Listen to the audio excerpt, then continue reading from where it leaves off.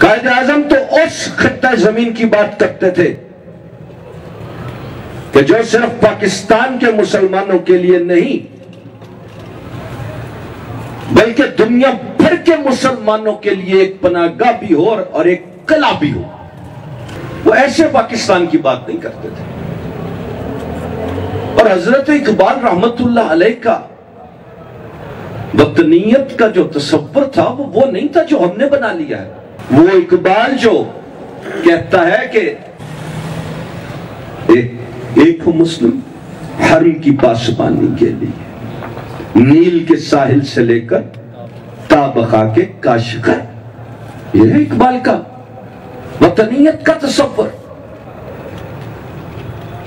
कौन सा वतन हजरत इकबाल रहमतुल्लाह अलैह और कायदे आजम मोहम्मद अली जिन्ना रहमतुल्लाह अलैह से मंसूब करके आज की नई पौध को पढ़ा रहे हो।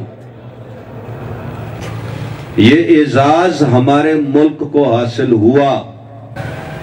जाफर अज बंगाल, सादिक अज दक्कन, नंगे दीन, नंगे मिल्लत, नंगे वतन, हजरत इकबाल ने कहा। मीर जाफर का पड़पोता जिसने कि अंग्रेज की हुक्मरानी का दरवाजा खोला इस हिंदुस्तान में, वो सिकंदर मिर्जा की सूरत में इस पाकिस्तान का हुक्मरान बना। ऐसी वतनीयत सिखा रहे हो आज की नई पौध को, जिसको यह सिखाया जा रहा है कि अफगानिस्तान भी तुम्हारा दुश्मन है और ईरान भी तुम्हारा दुश्मन है। क्यों? इसलिए कि वो तुम्हारी सरकार के मुफादात से टकराता है।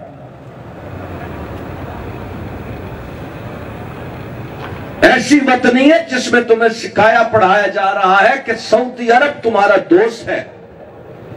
क्यों? कि वो तुम्हारी सरकार के मुफादात को पूरा करता है। ऐसी वतनीयत का तसव्वुर न मोहम्मद अली जिन्ना ने दिया था, न इकबाल ने दिया था। हमने अपने पीर को भी भिखारी बनाया, हमने अपने मौलवी को भी भिखारी बनाया, हमने अपने स्कूल के उस्ताद को पैसे बनाने वाली मशीन बनाया। हम वो कौम है, हम वो कौम है जो 12 महीने अमेरिका को गाली देते हैं और सब के सब इस इंतजार में है कि कब उसके पासपोर्ट पर अमेरिका का वीजा लग जाए। ये वो कौम है कि जिसे पहले दिन दर्स दिया गया था, पेशा वाराना सलाहियतें, professionalism is the utmost requirement of our nation. पहला कदम हमने जवाल की जानिब उस वक्त रखा था जब हमारे खोटे सिक्कों ने हमारी पॉलिसी को यह रुख दिया था कि हमें सिर्फ और सिर्फ पेशा वाराना महारत से गर्ज है, हमें ईमान और तकवा से कोई गर्ज नहीं है। हमारी तरफ से शराबी हो, जानी हो, चोर हो, डकैत हो, जो मर्जी हो, लेकिन उसे खराद का काम आता हो, उसे फलां काम आता हो, उसे फलां काम आता हो, हमें उसकी जरूरत है। हमें इसके ईमान तकवा की कोई जरूरत नहीं है। जिस वादे पर मुल्क हासिल किया था कि पाकिस्तान का मतलब क्या, ला इलाहा इल्लल्लाह, हमने इब्तिदा में उसको छोड़कर पेशा वाराना माहिरीन तलाश करने शुरू कर दिए। तो फिर हिंदुओं में रहने में क्या मज़ायका था? वो तो उनमें भी मौजूद थे और आज वो हमसे बहुत आगे हैं सॉफ्टवेयर में, कंप्यूटर में, पेशा वाराना महारत में। तो या ले लो उनसे या मिल जाओ उनके साथ। हमारा और उनका झगड़ा सिर्फ गाय ज़िबा करने पर नहीं था, हमारी मुआशरत का एक एक जुज़ ला इलाहा इल्लल्लाह के ताबे था। नमाजों और रोजों से उन्हें कोई फर्क नहीं पड़ता, रखी जाओ। रखी जाओ। तेरी नमाज बेसरूर, तेरा इमाम बेहुजूर, ऐसी नमाज से गुजर, ऐसे इमाम से गुजर। हजरत इकबाल ने कहा, वो भी कहते हैं हमें पता है, पढ़ो नमाज, रखो रोजे, हमें नहीं फर्क पड़ता।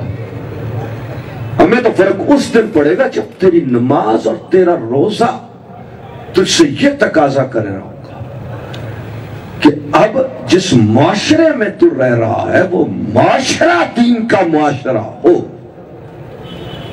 यह है टकराव।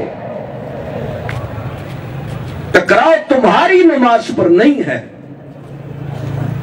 वो आज भी हिंदुस्तान में पढ़ी जाती है, रोजे आज भी हिंदुस्तान में रखे जाते हैं, मिलाद आज भी हिंदुस्तान में होते हैं, कुरान कॉन्फ्रेंस, तबलीगी इज्तिमा आज भी हिंदुस्तान में होते हैं, मजालिस 9-10 मुहर्रम की चहलम आज भी हिंदुस्तान में होता है, बुजुर्गों के उर्स आज भी हिंदुस्तान में होते हैं। ये सब कुछ हिंदुस्तान में होता है तो फिर इधर क्या लेने आए थे? कहेंगे माशरत इस्लामी नहीं थी, तो फिर क्या इधर तुमने माशरत इस्लामी कायम की है? तुम तो तुम हो, जिसने माशरत इस्लामी कायम करनी थी वो तो दूर की बात है, अपने घर में अपने घर को इस्लामी घर नहीं बना सके।